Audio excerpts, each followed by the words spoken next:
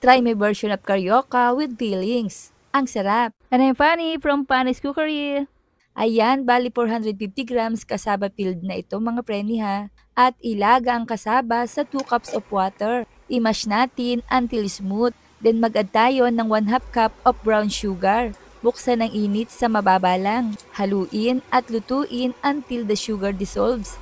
Set aside.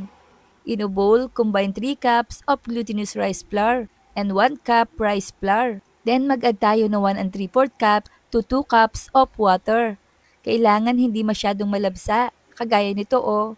Then mag-scoop tayo ng 2 teaspoon of the mixture. Then flatten. Then add 2 teaspoon of sweetened cassava in the center. Saka natin i-close at i-form again into a ball. Then flatten slightly. Gumawa rin ako ng maliit na medyo pabilog. I-fry lang natin ang dough sa pinainit na mantika at ilagay sa colander o tray. Ito yung round na ginawa natin. Tusukin natin ito bago i-fry. Diyaran, tapos na. Then mag-add tayo ng 1/2 cup brown sugar dito sa kaunting oil. Ibalik natin ang fried carioca. Haluin hanggang sa ang carioca ay fully coated ng caramelized sugar. Ang dami mga preni na siguradong busog ang kakain. Tara, kain na tayo mga preni. Pwedeng pang negosyo to, promise. Recommendable talaga.